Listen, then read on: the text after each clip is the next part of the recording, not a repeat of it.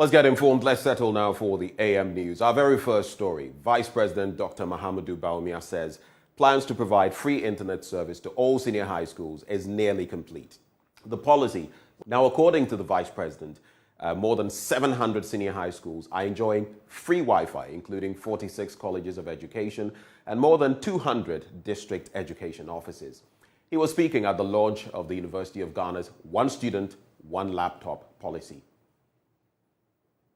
Initiative is to provide affordable laptops to especially Professor Nanaba Appiah-Ampho called on the alumni and other entities to support the university realize the policy. Of higher learning, we must take practical steps to make teaching and learning easier and effective for our staff, faculty, and students. And one laptop agenda and motivate corporate institutions and individuals, including our distinguished guests like Reverend Ubami Tete, to support this worthy cause. Delivering the keynote address, Vice President Dr. to support it with 100 laptops. The university's efforts to support our students to acquire laptops is so commendable. I'm aware that the Vice Chancellor, Professor Nana Appiah-Ampho, has initiated plans for one student, one laptop, hard for it to be expanded to include one staff, one laptop, and one lecturer, one laptop components. I will also encourage other companies to join hands with government to bring our digital inclusion agenda to fruition. Let's stay on the matter of education because the Ghana Education Service has announced the reopening of all public basic schools in the country. According to the GES, it delayed the reopening system. This includes kindergarten, primary, and junior high school. The GES hopes the new timetable will help deal with the identified gaps in the timetable. Professor Kwesi Opoku-Amankwa is Director General of the Ghana Education Service. As we are all aware, we've been in the news for some time now. We indicated to you that we were working on the calendar. The minister set a committee to look at the calendar and to ensure that various challenges that we have with the calendar previously may not occur. We also needed to align the calendar. For example, we introduced a calendar that the junior highs were running semester, but the primary KG had the trimester. This time round, we felt the need to align them, especially at that level where we know that a lot of time the children go to school together. So when you break them, it becomes an issue. So we needed to do that. Then, as we said in our various write-ups, TVET has also joined us, and we felt the need to align our calendar with them.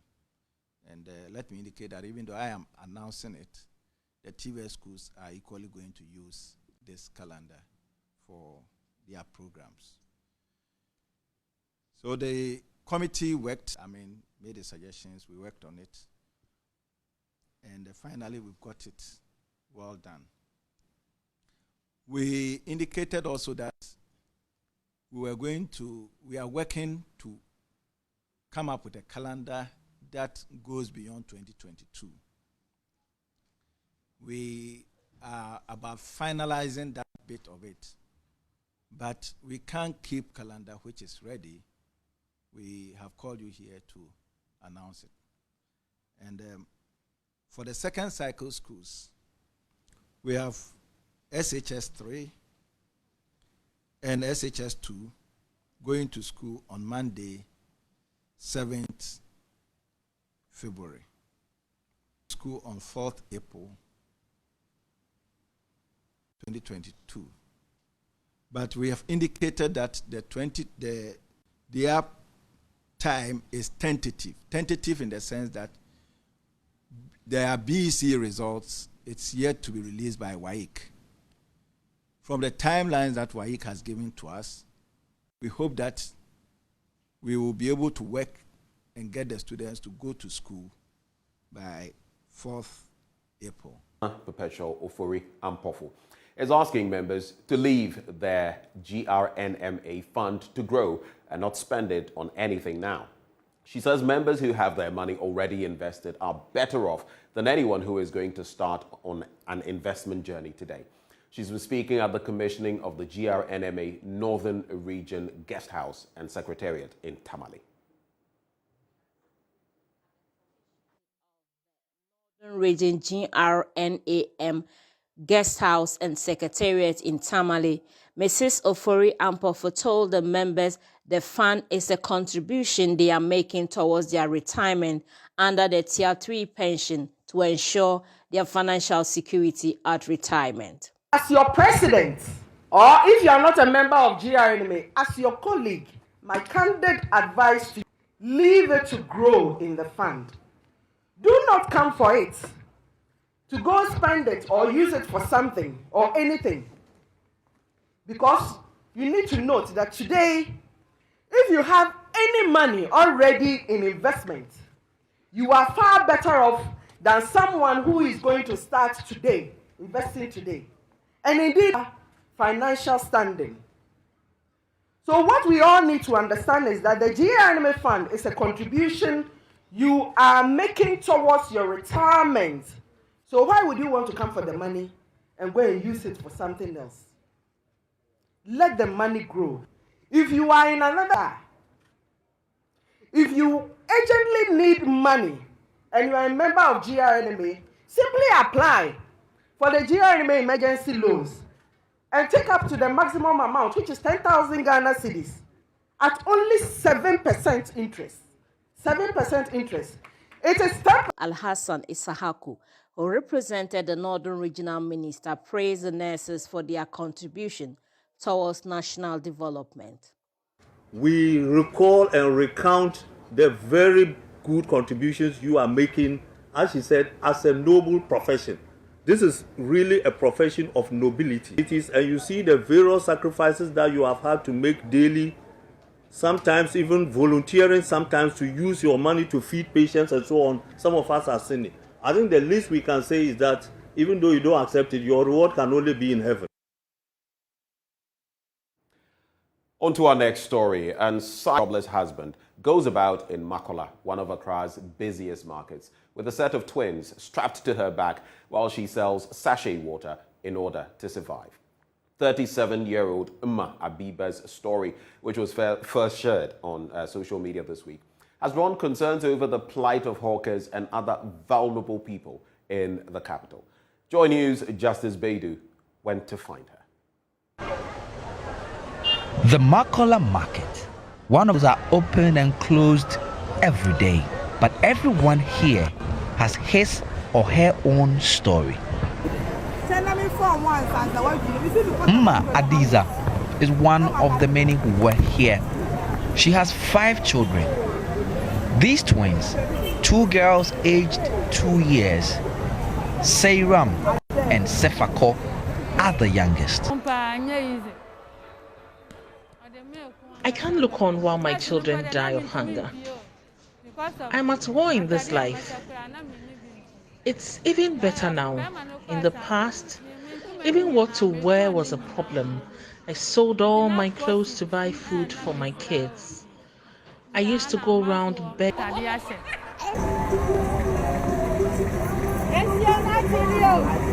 Abiba travels from Ablekuma, more than 2 hours travel time with public transport. Her twins strapped to her back to come and sell sachet water here. Sometimes I imagine every day they ask why I walk on the sun with my twins selling water. It breaks me down and I cry. Ibrahim Adams.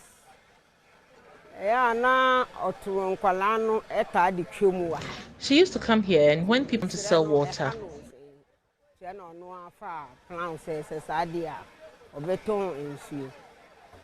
Baby, I'm Miss Sumano. As I made the Abakumpo, Mimi Shassi, and Obako, I will meet Tino Cranoa.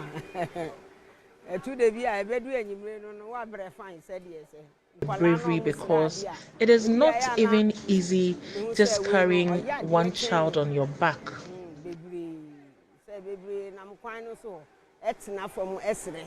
Ya wunta for ntini esre ni ade ono se osre no kura no a odi aditon no aka ho. Mma Abiba's story, which was shared on social media, is just one of thousands. It is popularly called Kayaye. Aid workers have estimated that up to 50,000 women are trapped in this life in Ghana.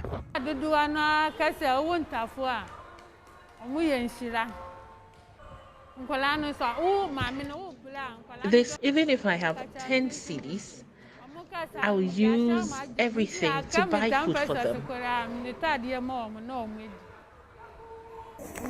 Like many of Accra's thousands of hawkers, Adiza doesn't know her future or that of her children. But she hopes, against all odds, that Justice Bedu, JoyNews, Makola Market in Accra.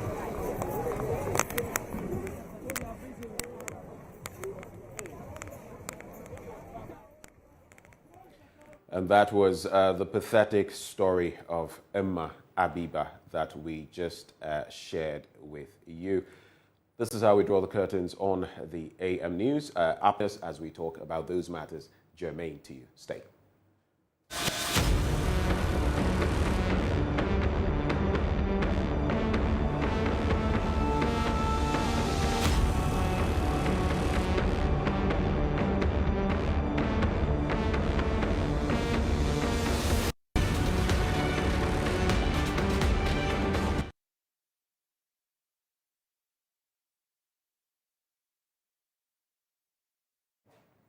Welcome aboard. Time now for us to dig into the major stories in our newspapers. We're grateful for your company. We are joined by Edem Senanu, anti-graft campaigner. He is our guest. So let's start with some of the papers that we have this morning. The Daily Graphic is up first. 2022 academic calendar out. Basics next Tuesday. Let me bring you some details of that. It's from page 20 of the paper. In case you can grab it, you do so. If not, here are some things you ought to know. So the Ghana Education Service has announced that all public schools will begin the 2022 academic year on January the 18th, 2022, next Tuesday. The first semester from KG to JHS will begin from January 18th. The second semester will commence from July the 26th to December 16, 2022 to end the academic year. However, there will be a mid-semester break from the 30th of September to the 9th of October 2022. That's what it's looking like. And this was given during a briefing to journalists on the calendar in Accra yesterday. But as a parent, how do you feel about this development? Later on the last leg of the show, when we discourse on this, when we dilate on it, we would like to hear from you. How do you feel about it, the purported delays and the responses that we've been given that accounted for these delays? That's the very first story. Ghana hungry to deepen ties. You know, we've had Hungary's leader in our country, and payment system in African local currencies launched. But the biggest story, and it's the banner headline. The Ghana Water Company Limited produces under capacity. That's 40%. Was interesting discoursing with Stanley Marty, who has been speaking for that institution for quite a while. And he says it is losing, on the average, 40% of its water production capacity due to the pollution of water bodies it uses as sources of production and the dry season. So two things. It's a two-pronged problem. The drying up of water bodies and also pollution matters. And yesterday he had a discourse with me. They are calling on the general public, all of us, to be more sensitive to how we use water. They talk about the fact that some of us, for example, use treated water, which flows through our taps to water our gardens, our lawns, and all of that. And that in these times, we should desist from those activities, as we are all trying to manage. We should all try to manage our water resources. In fact, there is some rationing that is expected, or some rationing that is ongoing. In other stories, Nigeria lifts ban on Twitter after 7 months. We brought you that story yesterday. A Nobel Prize board urges Abiy, the Ethiopian Prime Minister, to end the Ethiopian war. It's interesting, isn't it? We've seen what happened in Guinea, Mali, and now Burkina Faso. There's a bit of a threat there. Generally across the region, it's not been a very stable 2 or so years. Only God knows where we would be headed. But with all the problems we have as Africans, I don't believe we need even more in terms of civil strife or unrest.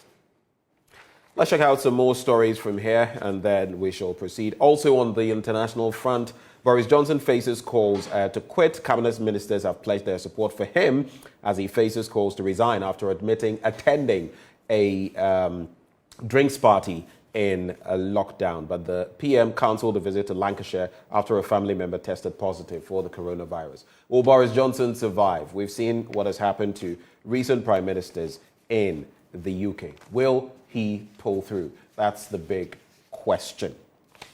On the back page of the paper, Black Stars coach tips team to outshine Gabon. And of course, today we face off with them. Are we going to be able to pull through? That's the big question. We need a result against Gabon, because if we don't, maybe a draw would be the worst, because then we could hope for a win against the Comoros, bearing in mind that Gabon won its first game, pipping the Comoros Islands by 1-0, and then hope to beat the Comoros by a wide margin. Now, to avoid all these calculations and permutations, we can just thrash the Gabonese and, put ourselves on a very sound footing. Party will get better with time. That's according to Coach Rayabach. That's it with the Daily Graphic newspaper. Let's take a quick look at the Ghanaian Times newspaper. And COVID-19 vaccines provide high-level protection. GHS rejects concerned doctors' claim. We've been telling you about that, how this group of doctors, specialists who know what they're about, have been talking about the fact that, maybe we should be looking at our continuous, purchase of these vaccines from across the world. Maybe we are just enriching global pharmaceutical entities, juggernauts that are just milking our system. But the GHS has come to debunk those claims. Basic schools reopened January 18. Companies register cleanup. 2,788 COIs removed, more to go. And that's coming from Registrar General Mrs. Jemima Oware. Let's check out some other stories. 3 in court for allegedly stealing diesel. And it has to do with 2 employees of First Sky Company on Wednesday who appeared before the Pando Circuit Court for siphoning a total of, get this, 400 litres of diesel from vehicles belonging to the company. Their names are mentioned.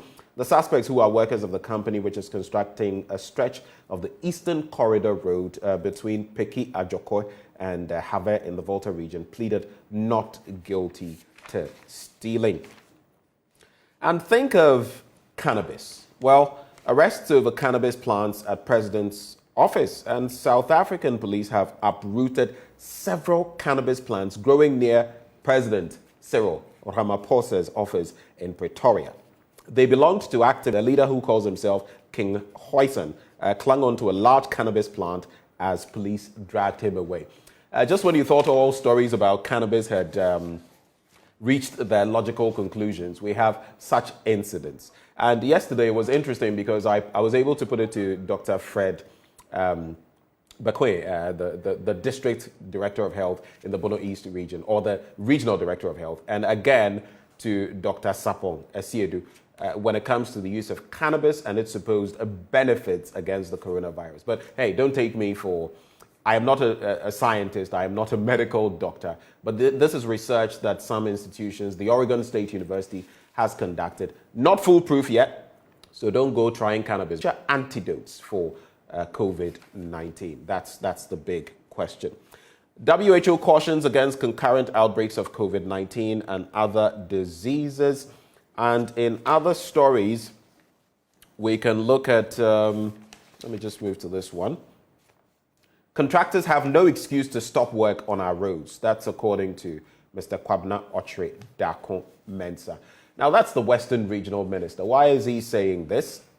He has chastised contractors who abandoned work and projects awarded to them because their interim certificates had not been paid. And he's saying that is no justification at all. I agree with him to some extent, but the point is, when you don't pay contractors, on what basis? On what is your moral locus to be able to say that go out there and work? And especially when this has been the bane of our road construction over the decades, because once they are not armed with the right certificates, or if they have to go to banks and make the necessary procurements, or get as the person giving out the contracts, how do you expect them to be able to roll out, conclude, and all of that? So it's a bit of a challenge, and in the meantime, it's the Ghanaian taxpayer who ends up losing. But we are joined now by Edem Senanu. Edem, a very good morning to you. If you can hear me, Edem, please unmute so we can hear what you are saying.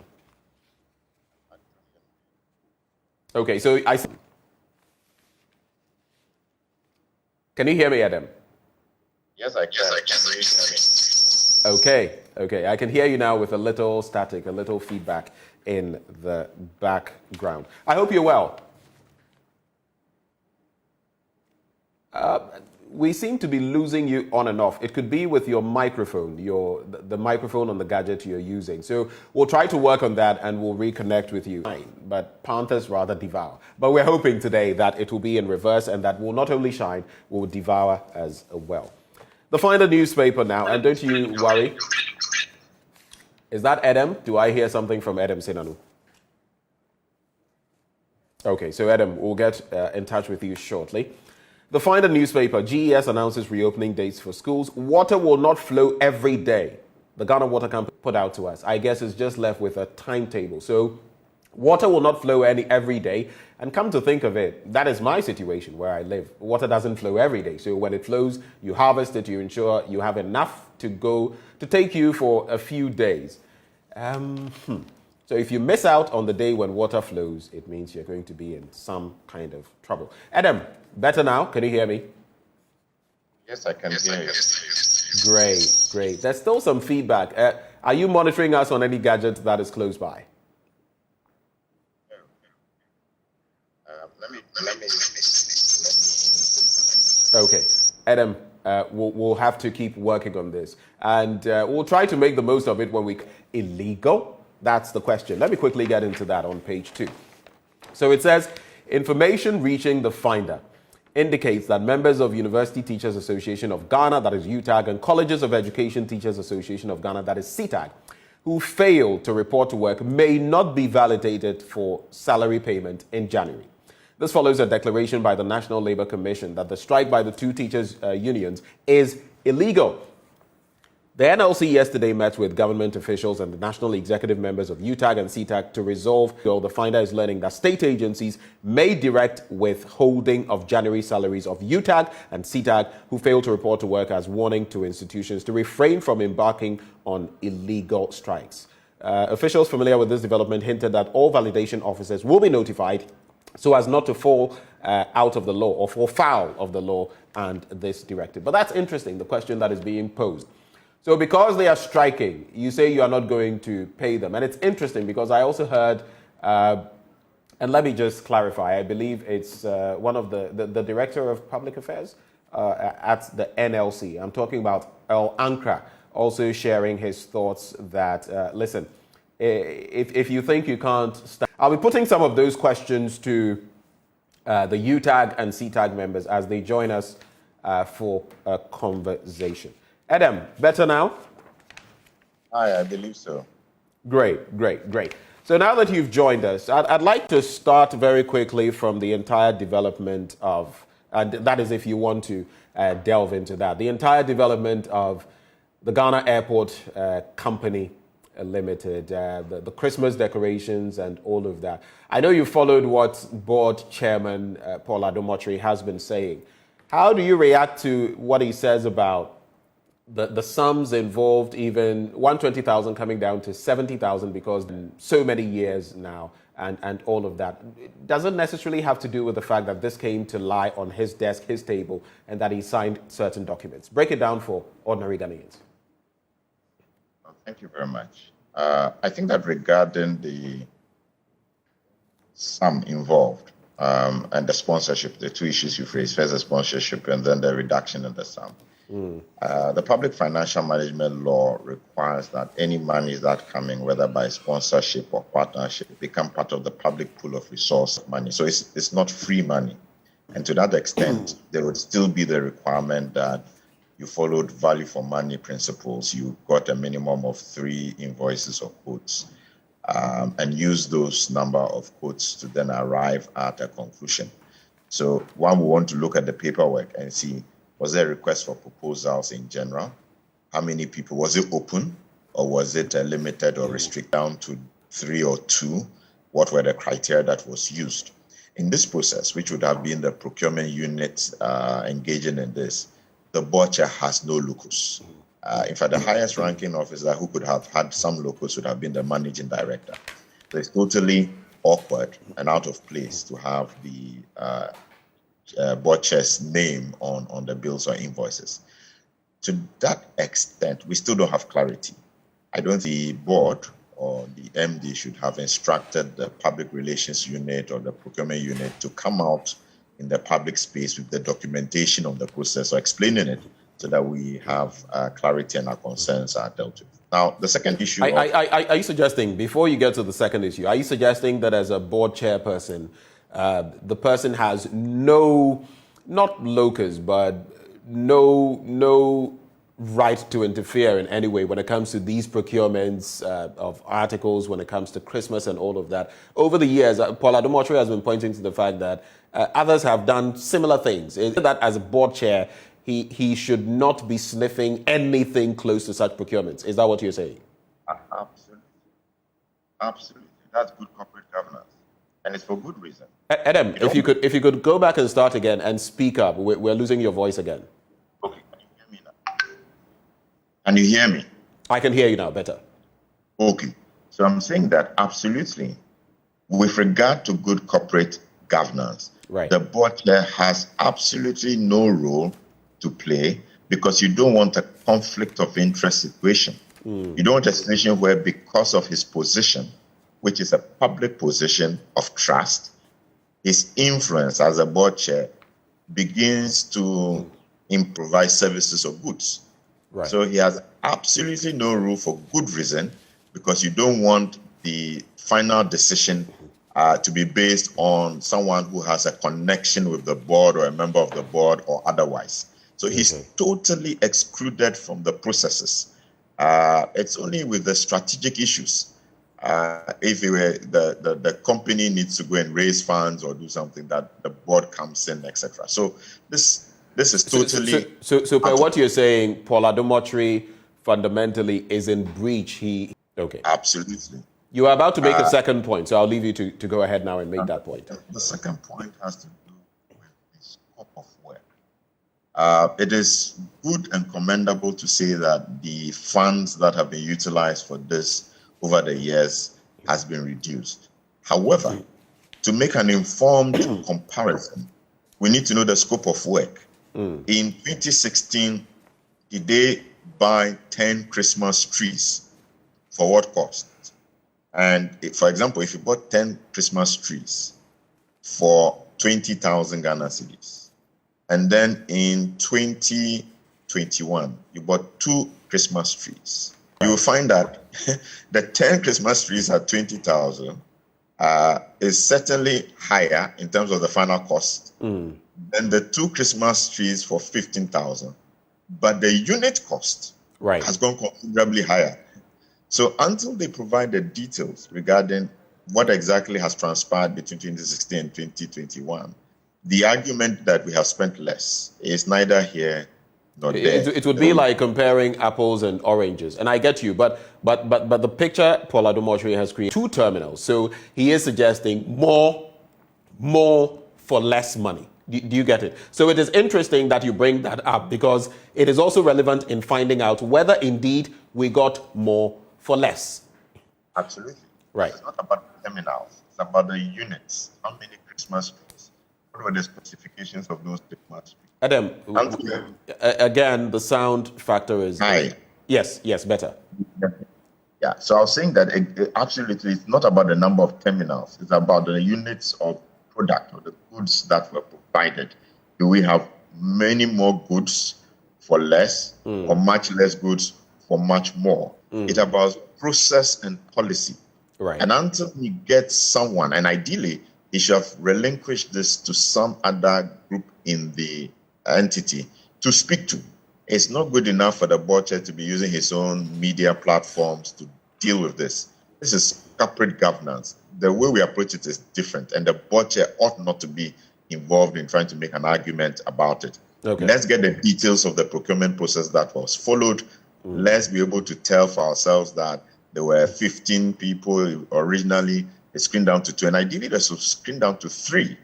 And if you wanted to select one, but I mean... Conclusion of this for you. If Paul Adomotre were to come out publicly and say, oh, I erred, I am sorry, Mama Minsaso, it's okay. Can we let it go? Or are you going to follow this to its logical conclusion in court, as some people have suggested? I know you've taken particular interest in this matter. What is the logical conclusion for you, Adam Sinano? Honestly, if Paul had just said, I goofed, that would have been it. He's just been appointed.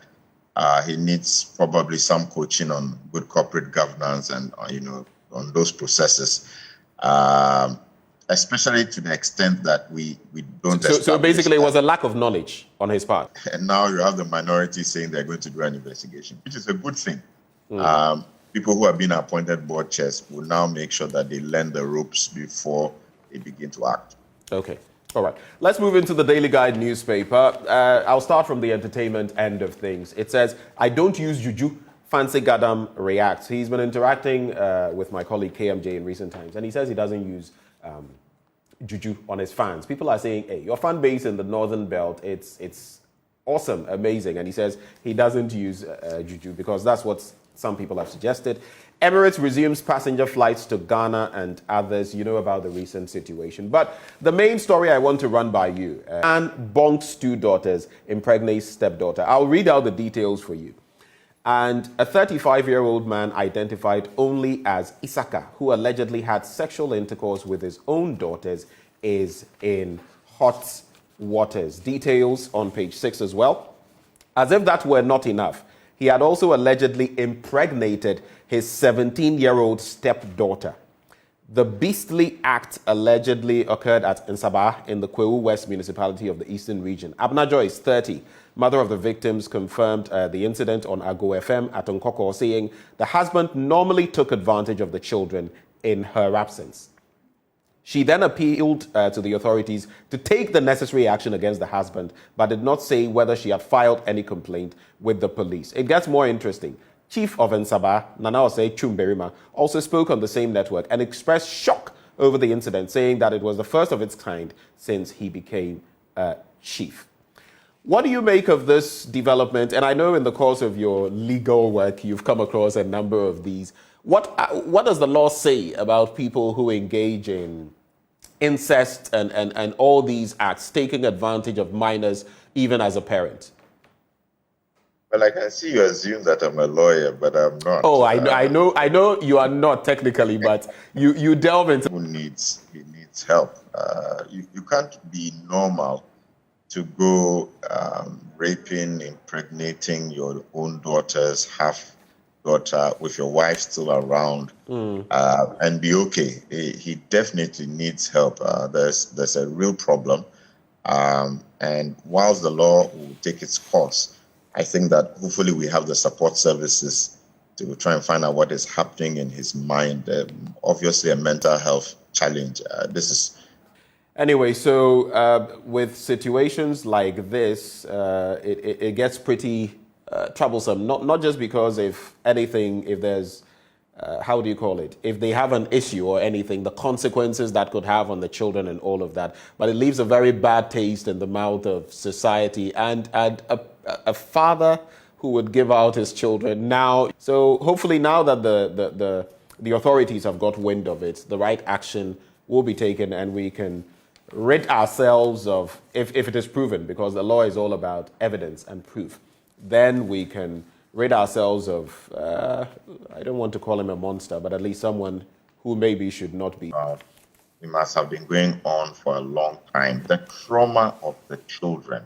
I mean, I think that we cannot have this discussion without emphasizing that these children will need a lot of help, because the power dynamics of being in a home where you have a father whose word is final, and it's something that leaves scars for life. And so even much more than obviously he needs attention. It's attention and support that must go to those girls who have been violated, as long as the evidence confirms that this is actually the case. Well, just to give a little clarity on this, just to specify, in case you didn't understand what per our laws incest is, though I know there are some slight variations, it is proscribed, not prescribed, proscribed by this. According to Act 29, under Section 105(1) and 2 of Act 29, a sexual intercourse will be incest, where a male of 16 years or more has sexual intercourse with a female whom he knows to be his granddaughter, daughter, sister, mother, or grandmother, or where a female of 16 years or more who has sexual intercourse with a male whom she knows to be father. But of course, in this case, there is also the bit about a stepdaughter as well. Let's do the Ghanaian publisher now. Ghana out of countries in money laundering activities. Does that make you happy? Edem Senanu. Ghana, take a quick look at it. The European Commission, through the intermediary of the Commissioner for Financial Services, Financial Stability and Capital Markets Union, Mary McGuinness, has now formally removed Ghana from the grey list of high-risk third countries or third world countries in money laundering activities. President Akufo-Addo announced this yesterday. Good news when we are making progress in these spaces. I think the last 2 years has been a lot of pressure to get a law in place and mechanisms in place to be able to trace funding that comes to different spaces, including civil society. So it's good news to hear that we've been taken off that list, because otherwise it just makes us not look good at the international level. So this is good news for us. Let's look at page 2. Bawumia, and I'm talking about our vice president, is causing sleepless nights. That's according to a group. I'm sure you followed all this banter, the discourse on the new patriotic wine I heard yesterday, talking about Mamprupsi taking over at the helm of affairs and all of that. And he says there's nothing wrong with that he, as a national figure of the party, he is just saying what he wants to see. He wants to see moving forward. But others have tried it and they've been relieved of their positions and all of that. Sidelined, but the vice president is being given certain opportunities that makes the whole situation unfair. How do you react to that? Well, I think that the party ought to take these red flags with a lot of caution and do the very best they can to level the playing field and ensure that the various groupings don't get to a head. We don't want any implosions. We want to be sure that we have our political parties available to continue pursuing the democratic dispensation we have. But having said that, I also worry that we seem to start a political season too early. Right. Because then what it means is that for almost a 4-year period, you are almost in campaign mode. We have persons of public political interest going around the country, engaging, and the whole country's discourse seems focused on who is the presidential competitor, who is going to win. When 2022, there's so much work to do. Right. I think we really do need a law that limits the political season to, let's say, half a year of the election year. So let's say 2024, June to December, and all our energies are spent in that period. Otherwise, we are not paying attention to the developmental issues sufficiently. Okay. Adam, it's been refreshing interacting with you this morning. My only pain is that owing to technology, you couldn't connect with us earlier. But thank you so much, sir. Thank you for your time. Thank you for having me. Great. And that is Adam Senano, anti-graft campaigner, who joined us for the news review. Up next, we bring you sports with Muftau Nabida Abdullahi. We'll be talking about the Black Stars. Don't go away.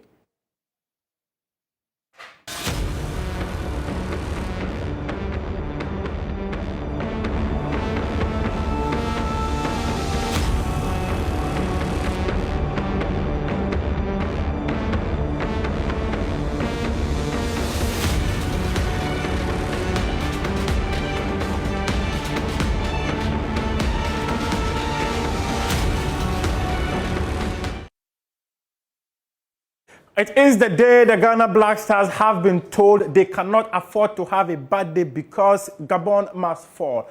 But one man who makes the decisions to ensure that Ghana does not have a bad day is Milovan Rajvac.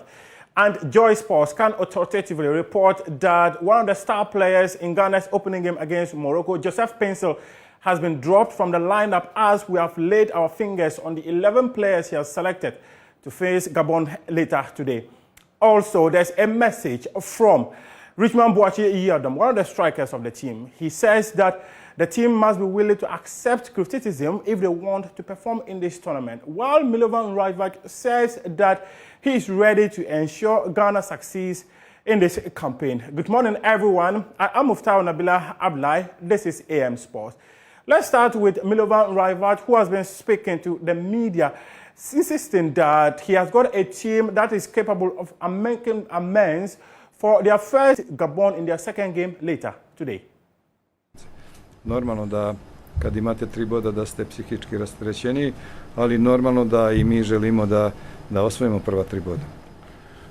After the first match, you know, the situation is like that. As you said, Gabon has 3 points. We are still without any points, but you know, next match, you know, we have opportunity to win first 3 points for us. So we are concentrated.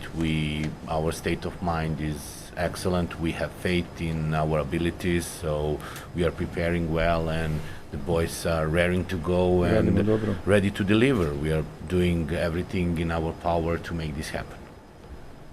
Still on Milovan Rajvac, he's been answering questions about whether he's under pressure to deliver for the country, as about 30 million Ghanaians are hoping that they will end about 40 years of failure to win the competition. He says pressure in this job is normal. Tako smo I 2010. prvu utakmicu izgubili 3-1, pa smo došli do finala, tako da kažem normalno da imate. Yes, exactly as you said. So there is always a pressure, but you know, coaches are used to live and work with the pressure because every next match is the most important, you know. We still have 2 matches to play in our group, so we are thinking about the next one, Gabon match. This is the most important match for our performance.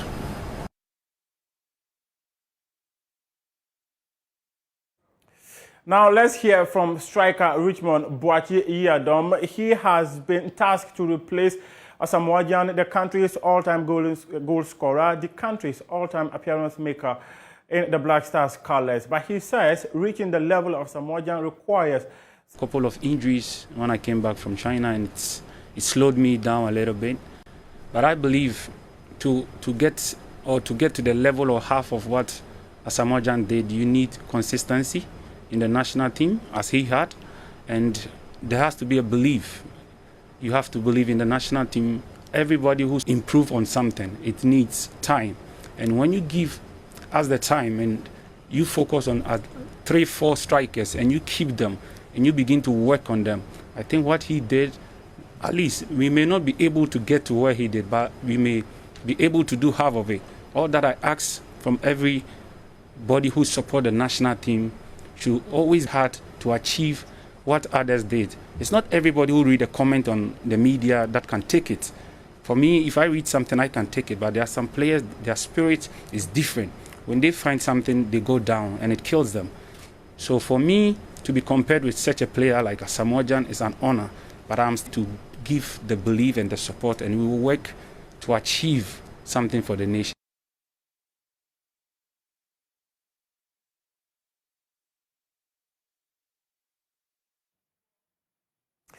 Now, let's hear from Black Stars Management Committee member comes their way when they come up against Gabon this evening. The only thing that I'm leaving you with you guys is concentration, dedication, and determination. That's it. Go in with heart, win. I wish you all the best.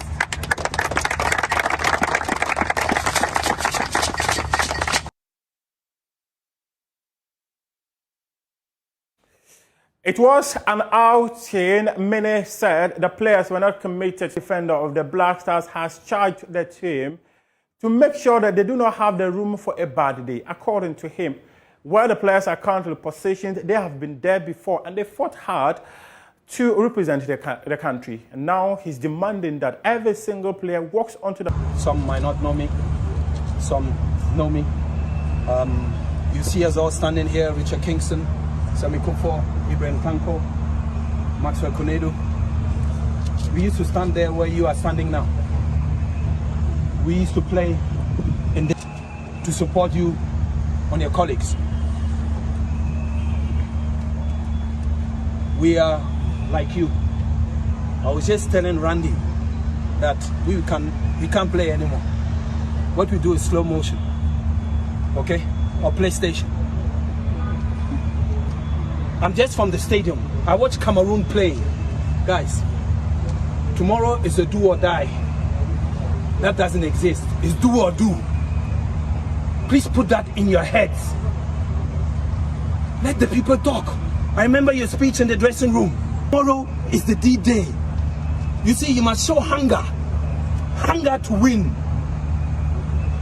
Aubameyang has recovered. I don't know if Abdul Monin, Jonathan Mensah, Jiko or Daniel Amate is going to play in the center defense. I don't care. From day one, when you move out of that dressing room, when you go into the tunnel, they must feel you, not smile. It's no more Gabon is going to fall tomorrow. Thomas Partey, Wakaso, Jordan, Baba, Jonathan Mensah. Why am I mentioning you? Amate, because you are people who have been in the team for long. People like you, Thomas Partey, I'm telling you, you can't allow yourself to have a bad day.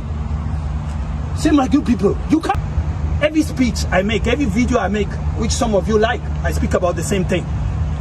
Sweat for the nation, sweat for the flag, sweat for the shirt, and sweat for your families. This is what I want to add.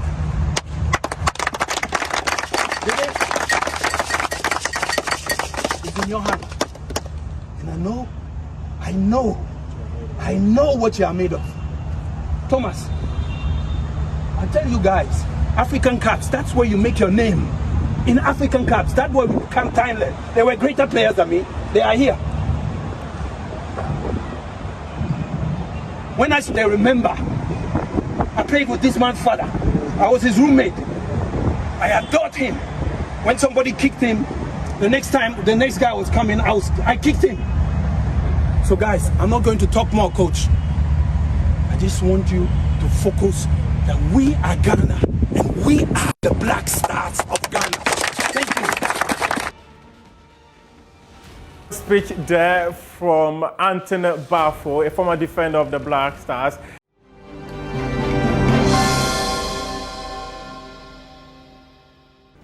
Welcome back on the AM show. Strikes. The problem is, where do we go from here, especially as their recent interaction with the National Labour Commission came to naught. It did not deliver the sort of results we wanted. Joining us for that conversation, Dr. Samuel Bert Bwedikusi. He is president of UTAG at the UCC. We also have Prince Obeng Heman, president of CITAG. Good morning to you. Good morning to you. Let me start with Prince. And in recent times, you've been invited as well. You failed on Wednesday to attend that meeting, that consultative meeting with the National Labour Commission. And they directed that yesterday you be at the meeting. Were you able to make it? Yeah, we were able to have the local chairman for Accra College of Education, as well as another powerful executive member from that college representing the national leadership, because we were involved in an activity far away in Pusiga. So physically we couldn't have been present over there. It was the association that was invited. So they are also members of the National Council. So they represented us in the face of the law. We think we did the needful. Tell us, Prince, what are the core issues of the CTAG? Because the UTAG have their own core issues, and I know it is same reason you are also threatening or embarking on this industrial action. Yeah, the issue is very simple, that a group of workers have existed with our conditions of service from 2017 to date. And it's not as if we didn't negotiate. 2017, we negotiated, which was never implemented. We followed it up over the years up to 2020 when it wasn't implemented fair.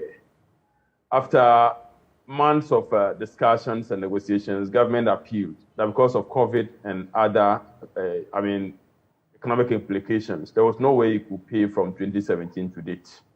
The government decided to pay 2021, that is from January 2021 up to October 21, to give us sort of a compensation.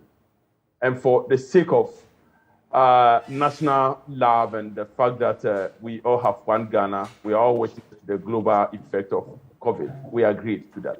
Tax signed MOU, spelling out in explicit terms how the payments were going to be effected. That is to say, this payment was to be effected in October, November, and December. We waited in October, it wasn't implemented. November, it wasn't implemented. December, it wasn't implemented. Then in December, we came out with a press release reminding government of its responsibility. And for that matter, if government failed to carry the thing through, we would also advise ourselves. Wanting to even respect the labor laws, we also wrote we wrote to the National Labor Commission expressing our intent to strike. If government and this, you're making formal letter to the National Labor Commission. Then on the 6th of January, Council of the Association meeting and realizing that we had exhausted all avenues in the face of the law, we had not been listened to, and that strike remains the last resort. We decided to trigger strike action. The GTEC invited us for a meeting on the 10th, and in the meeting, they made promise to pay the money at the end of January, so we should call off the strike. And the leadership that attended the meeting, which I superintend, told them that the meeting was declared, the council said that there was the need for them to touch base on the constituent that they represent, the rank and file. So that the rank and file will have access to this conversation, take a decision, and then it will flow to the top. So we adopt the bottom-up approach. In that meeting, it was agreed, and it's contained in the meeting, that because we had already started the process of resolving the matter, the invitation to the National Labor Commission on the 12th wasn't necessary. So we felt we had started with the process. That is what I'm saying is contained in minutes of that meeting. That is why on the 12th, we failed to honor.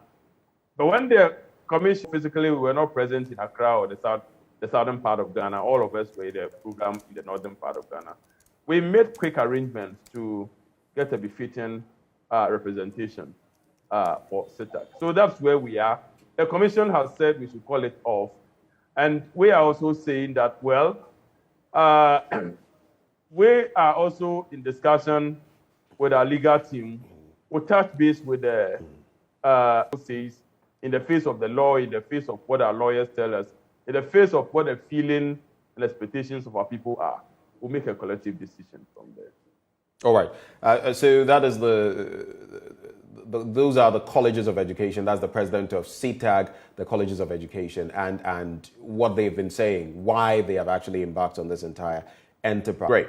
Let me start from this point, because we've been discoursing over the last few days on these matters, and still there appears to be no headway between you and the National Labor Commission. You had your meeting on Wednesday. Your representation was was there and all of that. But why substantially do you feel with the employer, with the National Labour Commission as well? Why do you think there was a fallout even on Wednesday?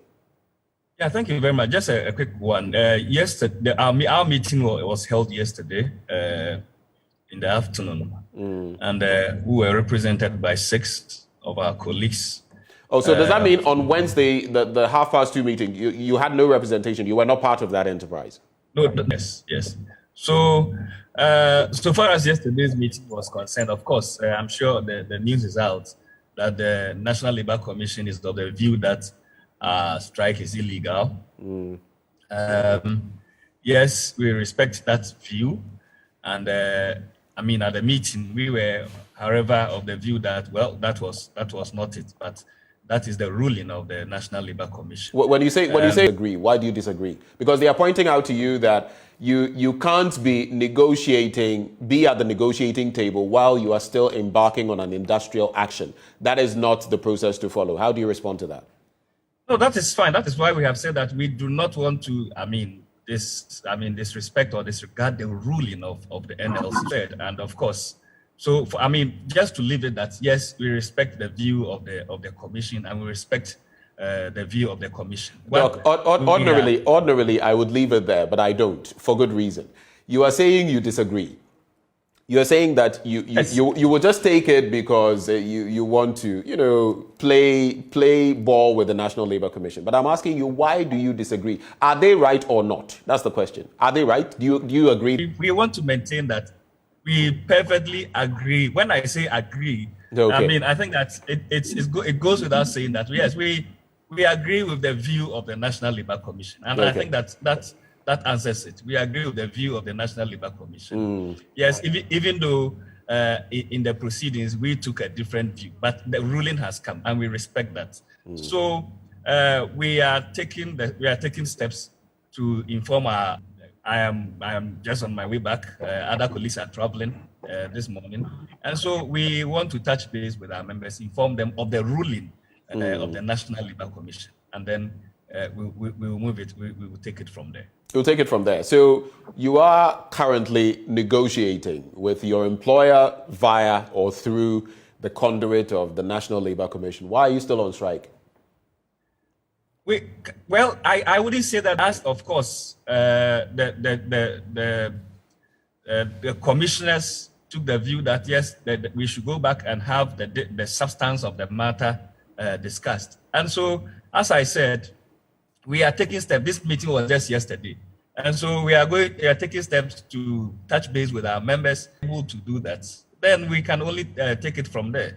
I think that is the fair thing to do, to let them know the ruling that has come officially or formally, as we have always done, and then we take it up from there. Okay, so currently you have to go through some processes, but you're not necessarily negotiating. Interesting. Yes. Let me run this by you. Lankra, who is head of public affairs at the Fair Wages and Salaries Commission, he's been speaking in recent times. And one of the things he says is that, first of all, it's what I pointed to, that you can't come to the negotiating table while you're still right. And I'm going to quote him. He says, if the employee, which is you and your members, if you are not happy with anything, the best thing is to resign. What do you think? So if the kitchen is too hot for you, get out of the kitchen. What is your wahala? Leave those who want to be in the kitchen. And what do you make of that? How do you respond? I think that is one of the most unfortunate statements to have come from anybody who industrial relations. In all my public discourse, I don't address personalities. I try to speak to the issues. But on this particular instance, if indeed we have done our checks and we have gotten the indication that, well, he says it's coming that he never said that. But if indeed he said that, then I think that is one of the most unfortunate statements to have come from anybody. Then we could as well equally say that let the employer also sack everybody. If you want to go the hard line, everybody takes an entrenched position and it doesn't help anybody. So I respect. Some technical challenges there with the connection to Dr. Bert Bwedi Kusi you were making. We lost you. Sorry about that. What I'm saying is that in industrial relations, nobody should go the hard line. Because if you want to go the hard line, then everybody takes an entrenched position. So if indeed he made those statements, then he ought to retract, he ought to apologize. When we have issues, we cannot talk about them. It's completely out of order for him to have made those statements that we should resign. I think that the employer equally has the power to sack everybody. Why are they not doing? Why is he rather calling on us to resign? They can also go ahead and sack everybody. That's another option for them. But I think that this commentary is not good for our public discourse and for our cohesion. And I think that everybody should watch how we communicate out of emotions. It doesn't help anybody. Bring everybody together and build bridges. Maybe the final bit right before I come to the rep from Nooks, because they would also have a lot to talk about. But I just wanted to run this as well by you because it is also from Lankra, who is talking about the fact that there's allowances and non-core allowances, consolidation of certain allowances under the basic pay, the premium and performance management, among others. Some relief? Do you get some encouragement from this? I mean, you've been bashing him from one end. Are you happy about this thing? The lectures are still pending, hanging. This is not the first time the labor market survey has been conducted. It was conducted in 2014. There was no review of the premiums. It has been conducted in 2019. The report is out in 2022. So mere talk that it is going to be reviewed, it doesn't mean it by December, so that we know what premiums people are going to enjoy this year and all that. And that is what is in the process as we speak. So for us, this is no news at all. Until these things are done, it's no news because it has been done in 2014. It was not implemented in 2019. We are now getting, the report is now coming out. So that is no news at all. All right. Let me now get to the Nooks representative, Emmanuel Boakye Yadom. Emmanuel, thank you for joining the conversation as well. Let me start from the point of how you react as students to this. Especially to Ghanaian students watching us this morning. I must say that strike actions do not help students, do not help learning and education, learning and teaching. And on that note, I must say it's very unfortunate that our lecturers are striking. And it's one of the reasons why we call on the appropriate agencies, appropriate bodies to continue as soon as possible. But continuing as soon as possible will not pan out if there is no proper agreement between the employer, government, and the university teachers, and you know, all the matters that must be considered. You just heard the president of UCC's UTAG saying that they've not made any headway, and this, of course, reflects across the board. So, how hopeful are you? What do you think really? I think that the government should make serious attempts and take the processes seriously in order to get all these problems resolved. But that notwithstanding, we'll also advise our lecturers, we'll also plead with our lecturers not to go into negotiations with hardened arms and then entrenched positions. If things needs to be done on a faster pace, because the conditions of service, I think one way or the other is a bit problematic, looking at the direction the CTAG president is coming from, and then that of UTAG. I think it is a problem for us this morning. And unfortunately for us, we'll be meeting the LMC, the Labour and Employment Ministry, Fair Wages and others today, this morning at 10 a.m. And I believe maybe from there, we can make a better and more informed position, or we can take a better and more informed position. It's accompanying issues. Just walk with me on this journey. You know what the concerns of the teachers are. Do you feel they are justified? And let me just remind you that this is a long-standing issue. I just make reference to 2013 till now because of the maintain is nothing to write home about. When you look at all of these matters, some of you may end up becoming university lecturers in future or teachers in future. Do you feel these lecturers, these teachers have something solid to stand on, and that they have some justification, at least, though it is affecting you? What is your take?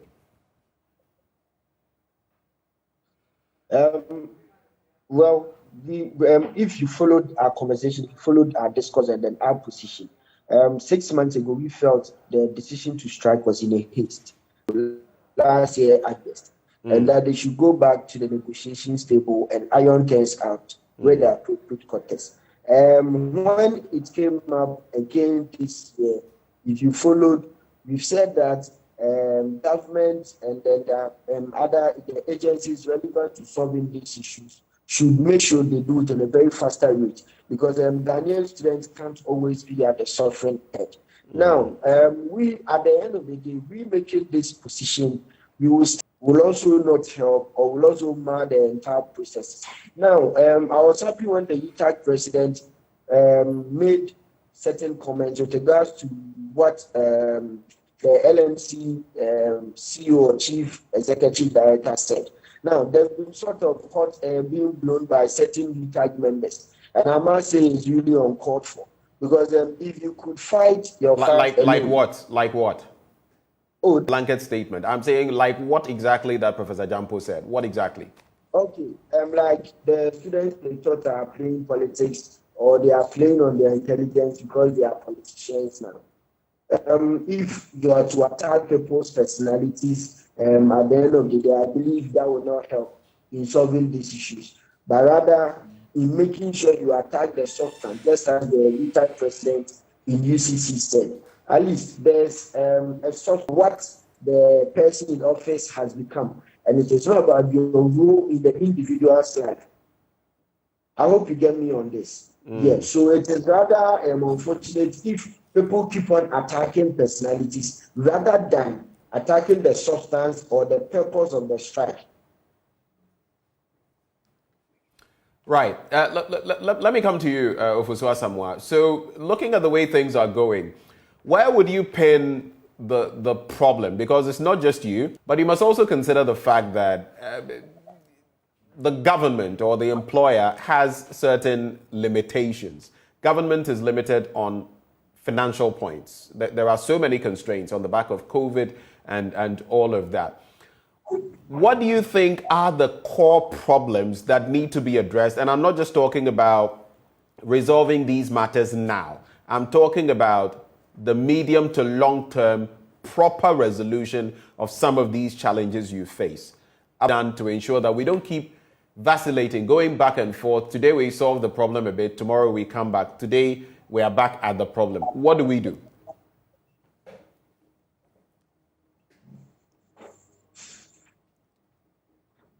Are you with me, Ms. Ofosu Asamoah?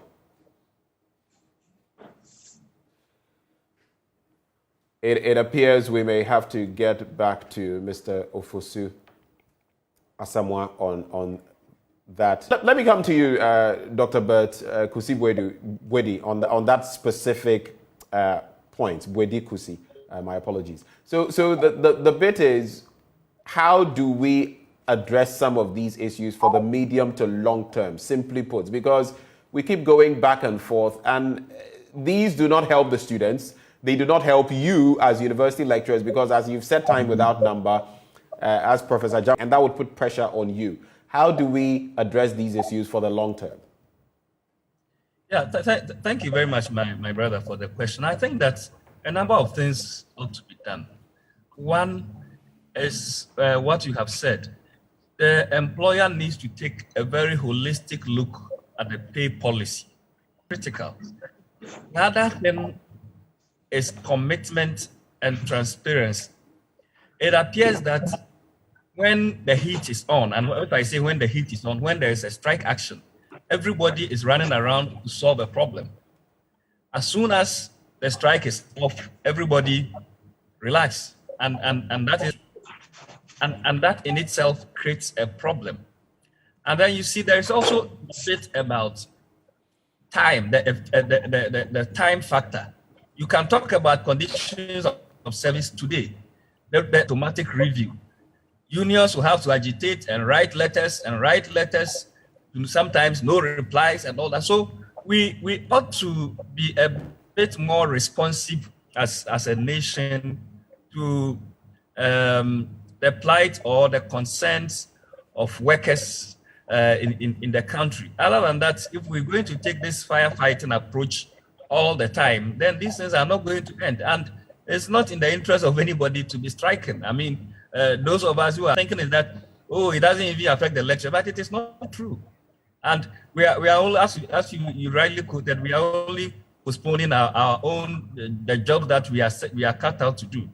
And so I think that we need to look at all these holistically and be open and transparent to the issue. Yes, there are economic challenges. We acknowledge that they are able to come on the same page vis-a-vis the equity debate. I mean, these are things we all need to look at holistically. And even in we appear to be facing some internet issues with the connection of Dr. Bert Bwedikusi. We'll get back to him. These are the challenges you face when you are using technology, yes. And internet in our part of the world is not the most stable, so we have to deal with these challenges. But let me come to, do we have Prince Obeng back on the line? I've been here. I've still been around. Right. Okay. So Prince, from your end, this problem, Bert has been sharing his own thinking. What do you think we can do in addition to ensure that we stop this back and forth? Dr. Bert couldn't have said it better. I think rules of engagement is what we have to follow through. Government shouldn't sit up to when there are problems. All the things that are there in our conditions of service, every 2 years there should be renewal of conditions of service. These are things that have to be automatically triggered. And even where there are challenges, we should check ourselves, ensure that we have what it takes to respect. Because the moment you sign MOU and you refuse to honor the terms of the MOU, then it gives credence to the perception out there that government is out to deceive. And that also emboldens the members of the unions to also take entrenched positions. So, of course, we expect that there will be that commitment to the MOU that we sign. That is on the part of both government and then unions. And then there should be a transparency. I believe when these things are done, it becomes institutionalized and we get to know that we are working. We have a responsibility to work with government also, especially when at our side we are training teachers. And every minute they miss go into the determination of the kind of teachers that we are producing to teach in our 21st century classrooms. So we need to take a cue from that. Right, and come to think of it, your unions have been in place for a pretty long time. I mean, UTAG, CITAG, UTAG especially. Are you hopeful that these things you are saying will bear any fruit moving forward? Are you hopeful that the things you're saying can be implemented within the next lesson from the standpoint of this is nothing new, and we've had this with the National Labour Commission arbitrating and the employer depending on which government is in power, and you, the unions, on one end. There seems to be no end to this wahala or this saga, so to speak. So in terms of really effecting the things you are saying, how positive or optimistic are you? Talking about is a government that has to demonstrate ability to accommodate itself and all of that. So if the government, through its agencies, through the National Labour Commission, can act in a manner as to let people have confidence in the institutions, then the union may respect the commission, whatever ruling they come out with, because they have the powers of the High Court. But predictably, when an issue between employee and employer is good there, you can predict the outcome. In our case, for instance, before even we went there, they had come out to preempt the ruling they were going to give. The strike is illegal. So we live in a country where from the first day the NLC was, gives the impression that perhaps the NLC is there for the government, but not for the workers. Not only the NLC, the other state institutions. The way and manner they act when there are issues give impression that they are not there for the people. So that's why I'm saying they should demonstrate goodwill. They should demonstrate that at any point, even though it's a state institution, they are prepared to. I've always liked the posturing of the Sunyane West MP and then his deputy, Honorable Bright Wekunbro. When there are issues and they come, despite the fact that they are there as agents or reps of government, they come clear, they tell us what has to be told. But beyond that, following through what they have said, going ahead to implement what they have said, also become a problem. So we want to see a new face of government. One of the union members, that confidence, much needed for us to move ahead from there. Thank you. Dr. Bwedi Kusi, thank you for joining us, rejoining the conversation. Your colleague has been talking about the fact, Prince has been speaking of the fact that, yes, certain measures must be put in place. I was just asking him about the feasibility of it because your unions have been in place for a long time and the problems keep happening. So, yes, you are proposing solutions. And I mean, governments change. That is a reality. Governments change and each one comes and has its own issues to deal with. So should the focus be on government or should the focus be on policy, on what is on paper, on what the governments should be doing in the first place, regardless of the financial situations? Because you only come to the negotiating table when you can't meet your obligations, and we ought to be looking at. Yeah, thank you very much, my brother. I think that we should be looking more of the policy, we're looking at working with our employer, because the point is that, as you rightly said, government will change, government will go, government will come. But our employer, our immediate employer is the Ghana Tertiary Education Commission, GTEC.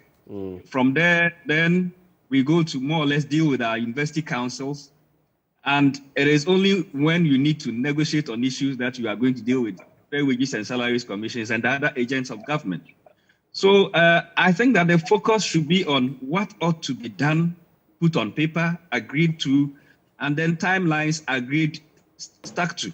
Especially when all of us agree that every 2 years, we must review almost all these allowances and issues that there are. The major challenge which we have now has to do with the basic salary and of course its antecedents, interim market premium or market premium, which has to do with the pay structure itself.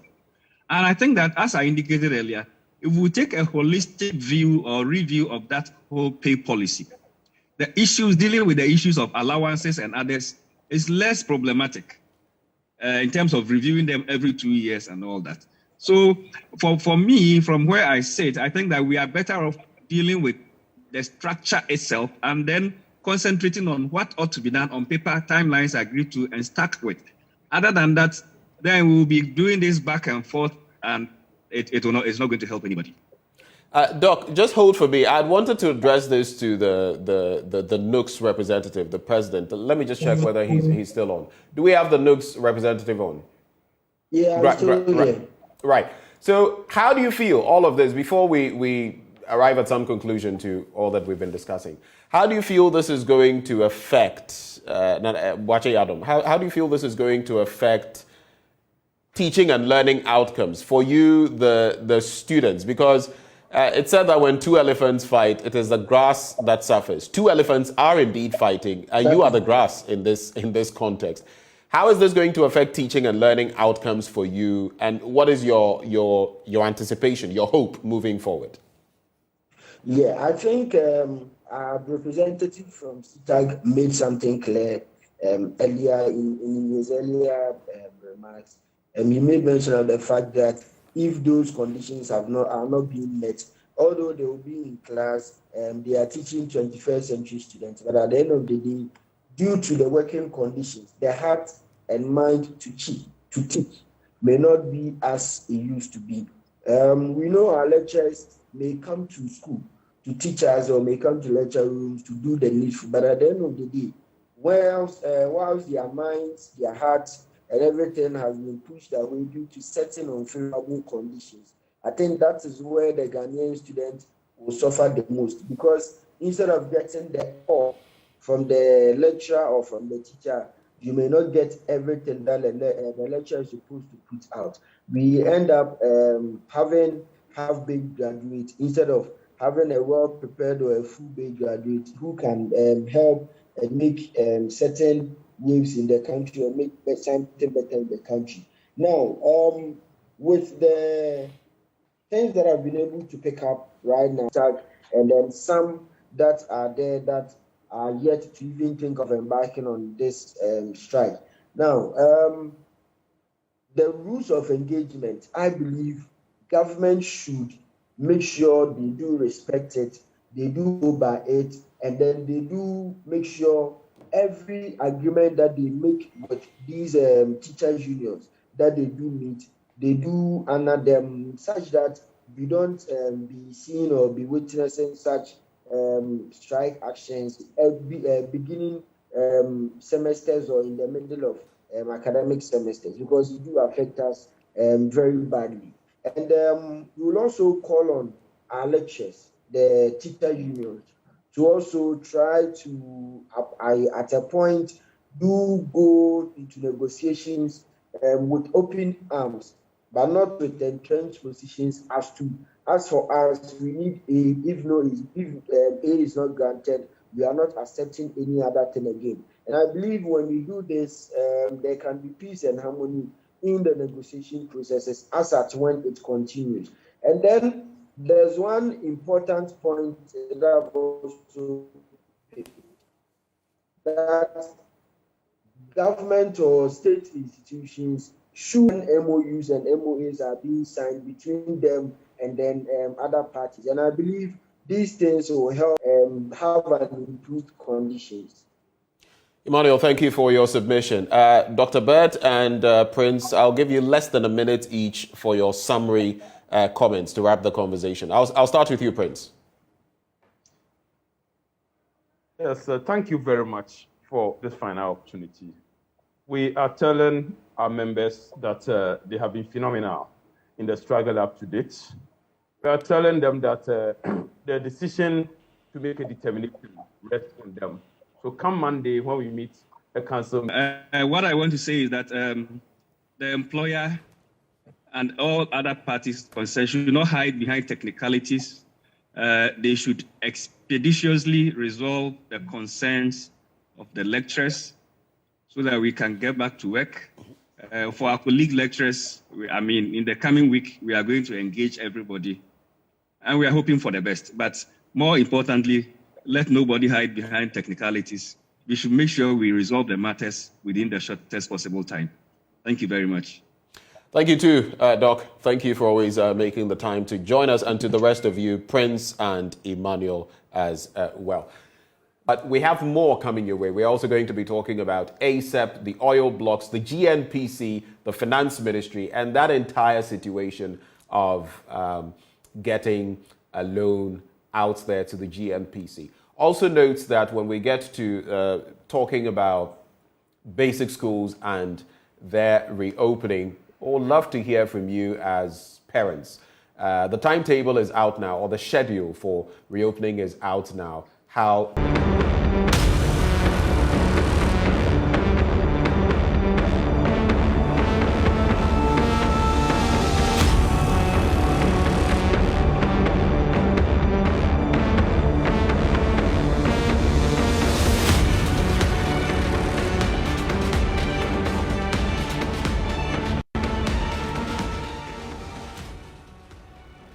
Thank you for staying with us. Our second big story also feeds in our next guest, but it has to do with basic education and the way forward, now that we have dates for reopening. Joining us, Dr. Clement Apaki is ranking member on Parliament's Education Committee. He also happens to be Member of Parliament for Wilsa South. Doc, a very good morning to you. Yes, good morning to you, and greetings from Wilsa. I believe this is Evans. Pardon me? Is it Evans? This is Benjamin Akakpo. Pleasure to have you. Very well. Good morning. It's a pleasure. I am the deputy ranking member. Right. Yes, correct. I'll be making my way to Accra later today. Right. Do tell, since you find yourself in your constituency, what is the latest there that you can share with us? How is Wilsa South today? Well, I would say it is calm. Obviously, the people are feeling the pinch like every other Ghanaian. Right. In terms of conditions of living. Our major challenges, we are doing our best to address them, But those that ought to be done by central government, my constituency, ensuring that schools have adequate teachers, ensuring that communities have potable drinking water, and of course the well-known issue of youth unemployment. Right. So all of these are matters that are agitating the interest of people of Busa South. But of late, the biggest challenge has to do with security. We have been witnessing robberies and acts of criminality, the needed equipment, and I believe that issue will be reduced to the barest minimum. Right. Pardon my being a little naughty, but I like to do this when I interact with members of parliament. You've told me about the broader picture, what you expect from the overarching body, the executive government. But you as member of parliament, what can you say you have done to transform the lives of the people of Builsa South over the last tenure that you've had, this new tenure that you have? We are in a new year. What have you done to impact the lives of your people in Builsa South? Yes, you're right, which is just about a year old. I can very quickly go through the list on my own. I had to re-roof 5 schools that had their roofs ripped off by rainstorms during the rainy season and renovate them as well. Of course, teaching and learning is important to me personally, right? Given my own background. I have also had to provide 13 brand new boreholes, 13 new boreholes that are drilled in communities. Just very quickly, the schools and these boreholes, which communities? If there are many communities, you can tell me, but if it's in one community, you can also let us know. About UPNC, primary and KG. For the boreholes, there are many, but I can point to a place like Gwabsa, Changsa, Zamsa.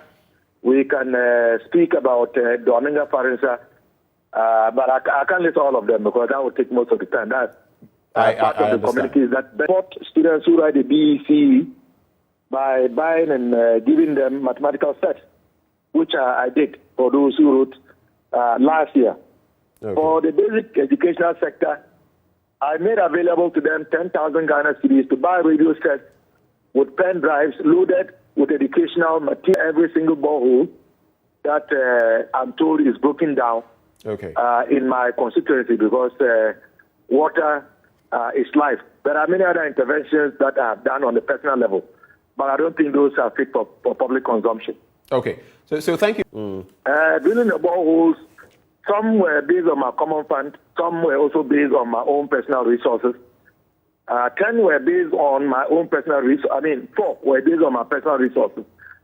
And 9 were based on my MP's common fund. The masses were from my own personal resources. I see. So if you put together those that you spent your personal resources on, about how much would we be looking at? Would you be able to give us a global figure? Oh, well, if the masses, I believe it costs about, I'll have to look at the figures. In Builsa South, if indeed all of these have been done, then more power to your elbow. It's not as indeed. You have correspondence, you can cross-check. Right. I am not one who says things that I have not done. So indeed, I feel we should. On it. I wouldn't accept that. Right. Thank you. So let's get to the bit about education. But before we get to basic education, we were just having a confab with a number of those in the picture, UTAG, SITAG, NUGS, and all of that. You have been speaking, you've been sharing your thoughts on the ongoing strike, industrial action by UTAG and other bodies. While you say that it is unfortunate the lecturers have embarked on a strike again, you talk about the fact that the employer has not done the right things, and you talk about overburdening lecturers, you talk about the poor conditions of service and all of that. Engaging them, they have shared their own thoughts about the way forward. Why do you still Parliament's Education Committee? What do you think we should be doing to ensure we don't end here again after we resolve this impasse? Well, you've asked a very important question. What is going on is self-evident. We have first-year students who, in the apex institutions of our nation, cannot be the most palatable. They reported only a few days ago, and since they have reported, the lecturers who are supposed to be in the classroom teaching them have put down their tools. And the reasons are very simple and straightforward. And as I've said, we ought not to be blaming lecturers. We ought to be blaming the employer, in this case government, for failing to fulfill its obligations, including pledges and assurance. When UTAG sometime last year decided to put down its tools for the very same reasons which has pushed them to put down their tools in a much more, forceful way, so to speak, this time. You see, government has a responsibility to ensure that state institutions function the way they ought to. Government also carries the public purse, and it is the responsibility of government representing the citizens to act accordingly, according to law, according to precedent, and with integrity. In the case of government dealing with UTAG, I don't think that government has dealt with UTAG fairly, and government clearly has not shown integrity and sincerity in as far as the impasse is concerned. When this issue came how exactly? Can you year, explain? Hello? How exactly do you mean? Can you go further to explain? Well, we all know that when UTAG decided to go on strike last year, at a time when the students were preparing to write their final year exams, a partial strike, because UTAG had withdrawn teaching and other services, but had decided that their members would undertake other administrative obligations. Government then decided to engage UTAG. And the reason why UTAG gave at that time was that they felt that government was not taking the organization or the union seriously. They started many times when they would go to meetings and none of the key ministers would be there, and in this case, ministers for education, health, employment, and labor. Times when only one minister out of the three would be there. And so they had gotten tired of going to meetings where one or the other minister wouldn't be there, or sometimes nobody there with the capacity to make. I remember they had resisted because they had lost faith in the government side. It took the vice president, current vice president, to intervene. And pledges were made that their issues would be addressed. Several months down the line, nothing has been done. And it's as a result of nothing being done that UTAG decided to go on a full-blown strike as we are currently experiencing. So if this issue is going to be resolved, it is going to have to take government to do the needful, because the assurances given and the pledges that were made were the reasons why UTAG decided to go back to the classroom last year. I'm a lecturer and a member of UTAG myself. Vis-a-vis all the issues I've enumerated in the statement that I just issued, I don't see how UTAG is going to renege or UTAG is going to pull back until something substantial, beyond and above talk, is put on the table. And unfortunately, we are all going to suffer the brunt, but it is entirely the fault of the government. The teachers cannot be blamed. The students are suffering. No lecturer would want your students to suffer. Now, when you are going on strike. The Fair Wages and Salaries Commission has actually said that it's looking at a review of the single spine salary structure. They talk about core allowances, evaluation, job evaluation factors, allowances. I mean, there are so many things they talk about here, all of the allowances and the premiums. Do you feel that should at least give some comfort to the university teachers and maybe encourage them to get out of this strike? I mean, once there are plans to do something about some of the things they are complaining about. No, I don't believe this is going to be a reason for UTAG to withdraw the current strike action. It is so many times, and quite honestly, many labor unions are beginning to see the Fair Wages and Salaries Commission and even the National Labor Commission as doing the bidding of government and not being independent enough. Is that how you feel? Is that how you feel as a former, teacher? You've been there. You've been where they are now, you felt the pinch. Is that how you feel, that the NLC... I'm not a member of UTAG. I'm a member of parliament. I am conveying what members of UTAG have told me. And what exactly did they tell you? Well, they tell me that if you look at the posturing and the way that those who are in charge of the National Labour Commission speak, it is clear that they are not being independent. Let's move away from the subject of UTAG, and you've shared your opinion on it, and we're grateful for that. But let's talk about education coming lower. Senior high, junior high, all the way down to kindergarten.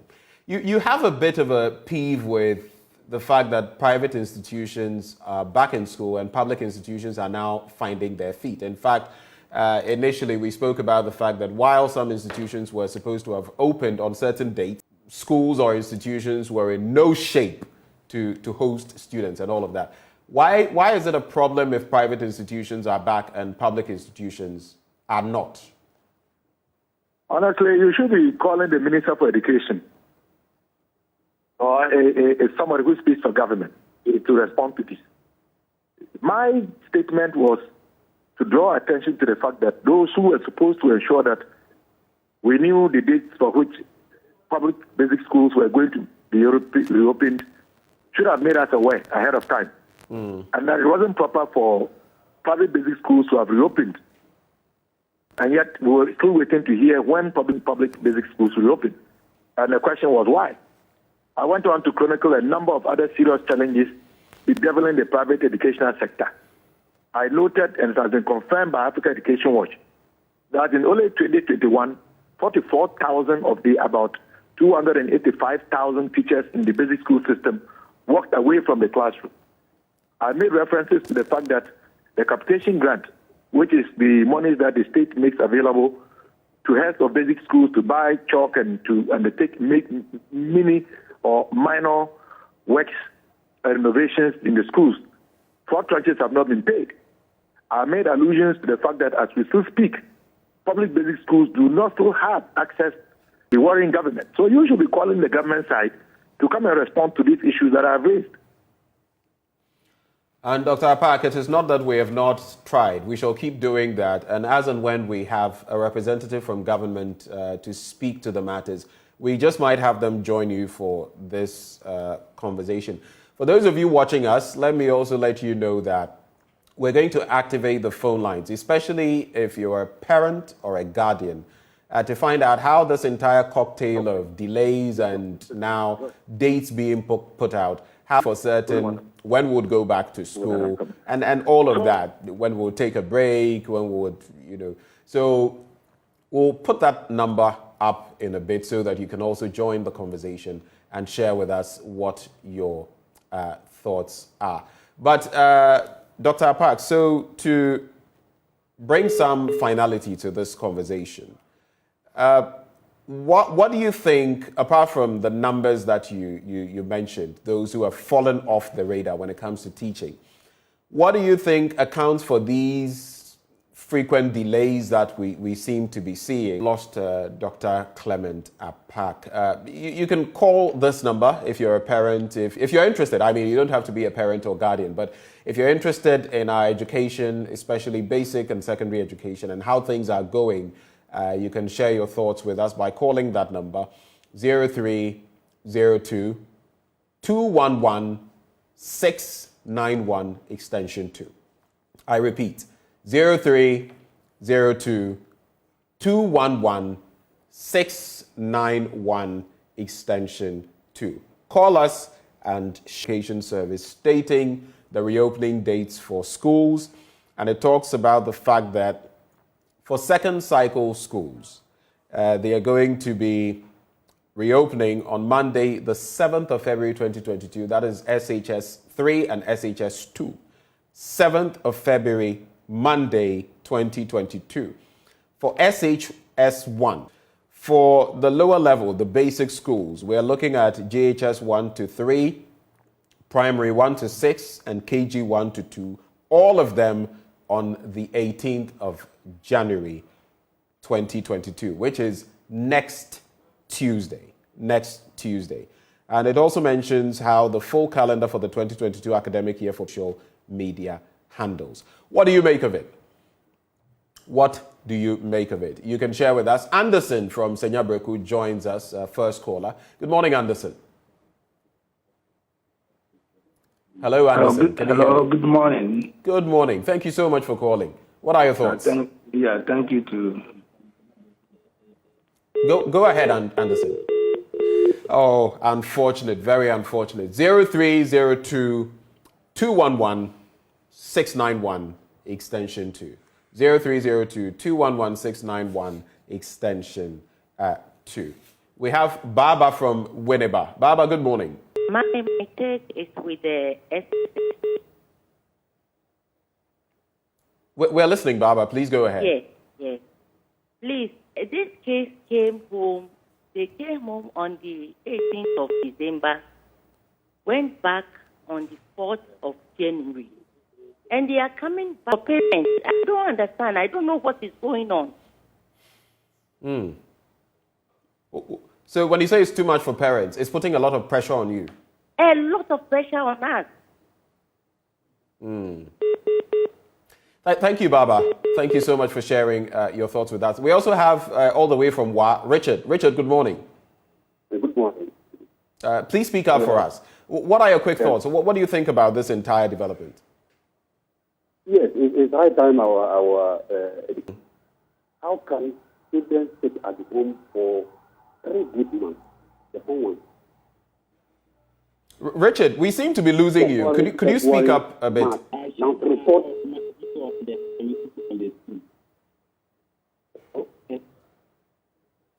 I don't think it's very clear what Richard is sharing. I'm actually struggling to hear what you're saying, Richard. Richard, are you still there? Let's go to King George in Kumasi. King George, good morning. Yeah, morning. Great. Please share your concerns. Yeah, thank you. When the school, when we vacate, we don't know the actual time that we are going to reopen. Now the parents are kept in the dark, and all of a sudden they say 18th, they are going to reopen. Now that they have to go and prepare. So I think the system will not help us. So I think they should make a provision for any time, we are about to reopen. It should be made known to them. Have to buy the exercise books and then, textbook and all those things. So they need to be aware. Right. Hello? Yes, I'm listening. So that the provision will be made for that. Okay. But when you wait until you just say, next week we are reopening, how would the parents be able to provide all those basic needs for their work? Right. Okay, so I think the government has to make a provision for that so that parents will be aware, as we were doing previously. Okay. Thank you, King George, for calling.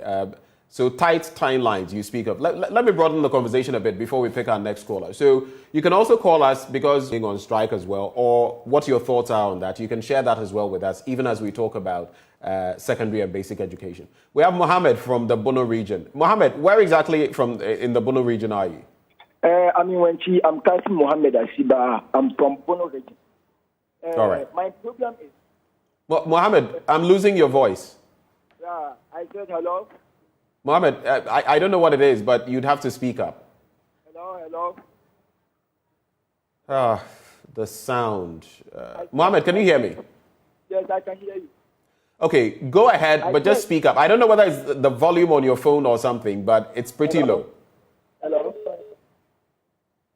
Kasim Mohammed Asiba, talking from Bono region.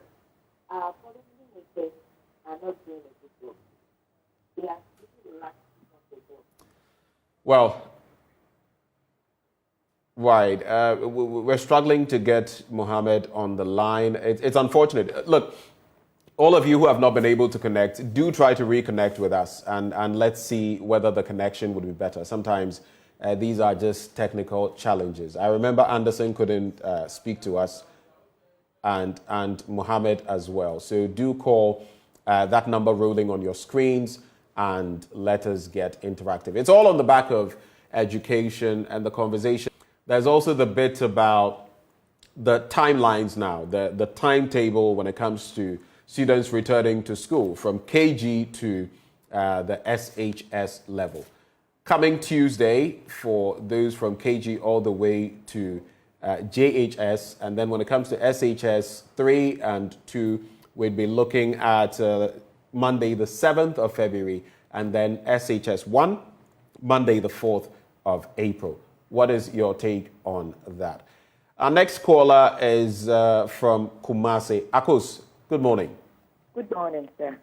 Thank you for joining us. What is your thinking on all of this? Seriously, our policymakers are relaxing on their job and they are doing nothing. That's my take. Because since the institution of the new curriculum, no textbooks for students and teachers. Teachers are doing their own month semester straight away. To be frank, it's stressful. How can a child of 7 years be in school for 6 months continuously? Really? It wouldn't help. So we are pleading with them to revise their policies and their decisions so that our students can get the best of education they got when they were going to school. Thank you. Thank you so much. We have Emmanuel from the Upper East region. Ima, good morning. Good morning, sir. Where in the Upper East are you calling from? Boku West District, Zebula to be precise. Okay. Emmanuel, you are fortunate to be our last caller. Share with us what your thoughts are. Yes, my concern is that, in those days, we in the hands of GES. But now all has been hijacked by Ministry of Education, and I don't know what is the function of GES now. GES, they have the expertise to know what should go into the basic schools. But if all has been hijacked by Ministry of Education, it's going to bring a lot of confusion and issues in our basic institutions. So I will plead on the authorities. The politics in the education sector is becoming too much, and we have to look in. Thank you very much. Thank you all for sharing your thoughts, from Anderson all the way to our final caller, Emmanuel. And we'll be engaging you. You can also engage us on social media. Let us know what you think about these developments, even as we speak to crucial policymakers. In the last leg of our conversation this morning, our third big story, we're going to be telling you about our black gold. ASEP has discovered that the GNPC intends to sell portions to the Cayman Islands company. We're going to be interacting with Kojo Yauche, who is Policy Lead, Petroleum and Conventional Energy with ASEP, and that is our very next conversation. We'll take a brief break and we'll be right back.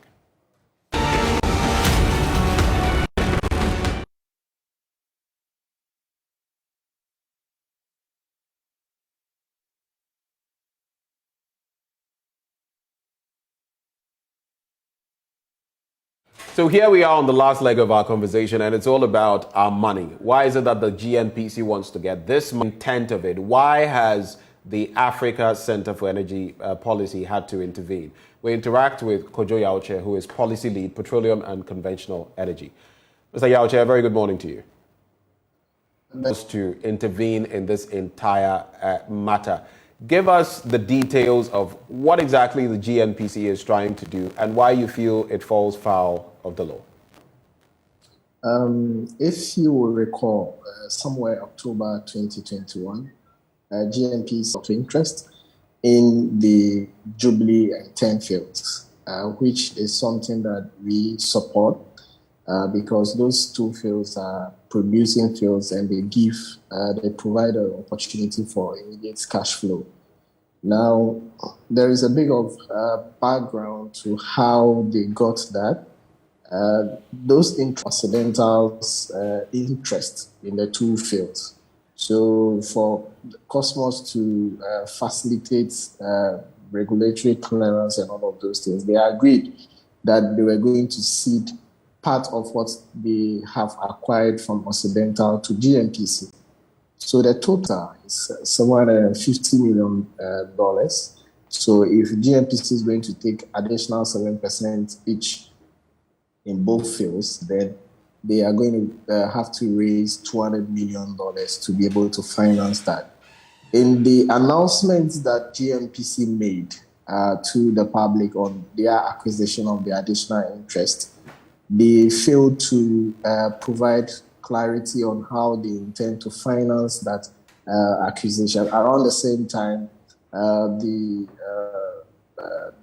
Ministry of Finance came out with the budget, and that was also not evident in how much GNPC was supposed to collect. It doesn't show, the budget doesn't show that that allocation has been made from existing oil revenues to them. So then it leaves room for speculations as to how GNPC is going to raise their financing to be able to go acquire those interests. Around the same time in October 2021, Africa Intelligence reported that GRA and revenue that was got from the sale to loan it sort of to GNPC for them to use it to go finance the acquisition. But if you look at the architecture of around our petroleum revenues, that tax revenue is also petroleum revenue that should go into the petroleum holding fund to be able to be used, disbursed according to the mechanism that the Petroleum Revenue Management Act provides. So if you are annexing petroleum revenue away from the accountability and governance mechanism that the PRMA provides, then that is an obvious breach of the law, and no individual, no institution whatsoever is clothed with that power to be able to annex petroleum revenues away from the architecture that the PRMA provides. That is one option. Then our industry intelligence also shows that beyond that, the Ministry of Finance is planning to go into the market and raise capital for GNPC to go and finance the acquisition.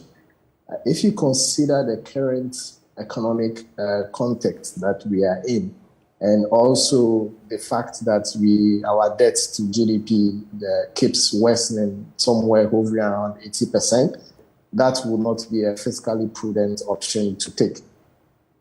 We thought that if GNPC had maintained very good relations with their partners, they could have gone with Cosmos Energy, for example, where Cosmos wanted to raise money to finance their acquisition, to lend on the back of Cosmos' creditworthiness. Because as it stands now, GNPC is broke. GNPC has no cash reserves. GNPC, if it goes into the market on its own right now, it will borrow at a very high cost of capital as compared to Cosmos, that is creditworthy on the market and can get a cheap capital. So there were a number of options that were available to GNPC to explore.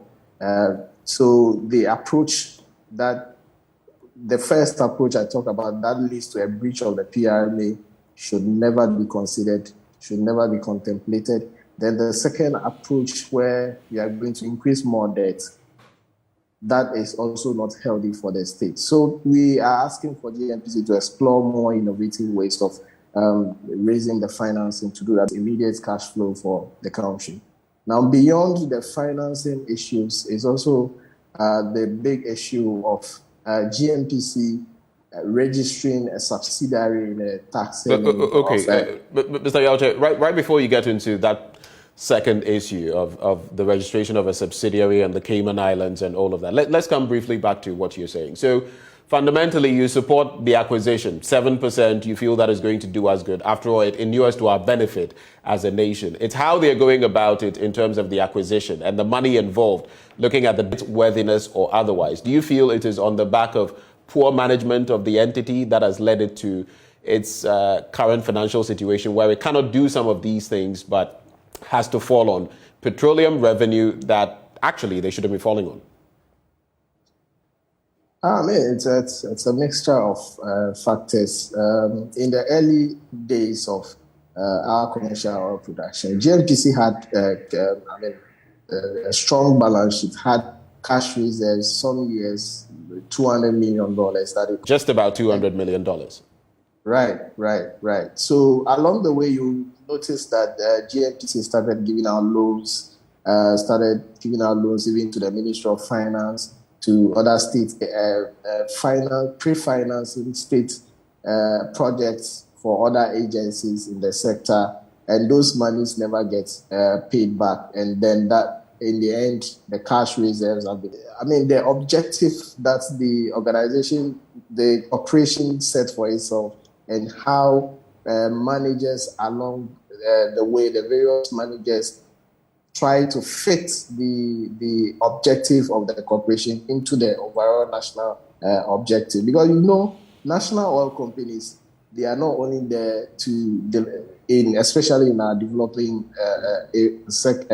countries, they are not only there to deliver GNPC, going to give money for people to plant trees and all of those things, spending heavily on corporate social responsibility, among others. You definitely see that their cash balance becomes deteriorating over the time. Let me just quickly ask you this, because we're having a tournament and all of that. When the GNPC steps in, when it comes to our national soccer team, the Black Stars and all of that, do you find that adequate? In the past we've had, that we are talking the Black Stars in AFCON 2021. It just came through my mind. What do you think about that aspect? So that you have to contextualize that. If they are doing that, you have to also look at, are they delivering on their core mandates? Who delivering? That is the GNPC. Yes, their responsibility. They have their key business that they do before they think about doing CSR. So is the organization focusing more on its CSR than on its core business? You have to look at how those arrangements are made. If they are delivering on their core mandates and they still have some money to support the Black Stars or something, then that shouldn't be true. For over 10 years now, they've not even drilled a single well on that 14 basin. And every year they tell you they are collecting data and going back and forth. And you then begin to question why their budget on CSR will be bigger than their budget on their core projects in the 14 basin, for example. Okay, let's now move to that thorny bit about a third party in the Cayman Islands. That it had acquired additional interest in the Jubilee and 10 fields. Told Ghanaians that it was going to give those interests to its subsidiary, which is Exploco. Exploco already hold interest in a number of blocks in the upstream sector. So, the subsidiary was set up as a vehicle for GNPC to be able to participate more commercially in the sector. So we were expecting that should be done. But our checks show that on 21st of September 2020, has been registered in Cayman Islands, right? And that company has as its directors the current CEO and the chairman of the board of the corporation. Those two, we agree, are principals of the organization, and which means that any subsidiary that will be registered anywhere, they would ordinarily do right now is who actually owns the company. Because, the directors of the company may not necessarily be the people who own the company. We don't know the shareholding structure of that company. And that company is also registered in a tax haven. There are only two reasons for which a company will be registered in a tax haven. That is for secrecy and also to evade tax. Now 7% to that company. Okay, Kojo, just hold for a second for me. My apologies for doing this. We also have John Jinapo, former Deputy Minister for Energy, and he's also on the Mines and Energy Committee of Parliament. Thank you, Mr. Jinapo, for joining the conversation. Thank you very much. Great. So what is your take on this development when it comes to the GNPC, the request for $199 million from the Finance Ministry? What are the issues, the bone you have to pick with this issue? I'm not aware they've officially requested for 199. Parliament would normally be approving a loan agreement or a facility. That hasn't been presented. but the Mines and Energy Committee ought to approve the work program of the GNPC in accordance with law. That is yet to be presented. I've spoken to the chairman. I've done a lot of contacts. I'm aware that indeed GNPC would be taking 7% of the stake in Jubilee and 10. I'm also aware that they have established an offshore company. We've stated clearly as a minority that we will not support any attempt to put GNPC's shares or any shares belonging to the state in an offshore company. And we've written officially as a minority to demand for full disclosure. Fortunately, GNPC will be appearing before the Mines and Energy Committee to justify their work program, to justify their budget in the coming days. And so let me assure Ghanaians and all concerned that the committee would insist on full disclosure. The committee would insist that the right thing is done. Okay. Let me commend ASAP. I've spoken to Ben. I've taken a lot of documents, and when we meet, we would ensure that there's transparency, that everything is above board, and that those shares lands with GNPC and not any other entity. Okay, well, just to summarize, so would there be any illegality involved if that were to happen, if the shares did not end up with the GNPC? And the GNPC itself, in requesting this money, is there any illegality in there in terms of the PR? We have to peruse that. We have to look at that. Those shares will have to end up with GNPC. GNPC has the right to allocate those shares to Esploco, which is a subsidiary of GNPC. Right. Aside from this, we would not countenance any other move and any other attempt to appropriate those shares to a company established in a tax haven. We would not do that as a minority. Mr. Jinapo, thank you for engaging us this morning. We're grateful for your time and all the best. Let me just wrap with Kojo. Do we still have Kojo? Kojo, do 20 seconds for us. So your summary thoughts as we wrap. Unfortunately, time is not our friend. So 20 seconds to wrap. No, I think it's welcome news that the Honorable Jinapo is on high alert, waiting for GNPC to provide more clarity when they come to them in Parliament. So, I mean, that is all that we are asking for. Divulge more information on this so that we ensure that the national interest is protected. So we'll be monitoring the space in the coming days to see how things unfold, and then we'll take it from there. For this last belt, we've been joined by Kojo Yaoche, a policy lead at ASEP, and we just heard from former Minister for Energy, and of course, he's on the Mines and Energy Commission or Committee of Parliament, John Abdullahi Jinapo. My name is Benjamin Akakpo. Thank you for joining us on the AM show. Let's do this again on Monday. Good day.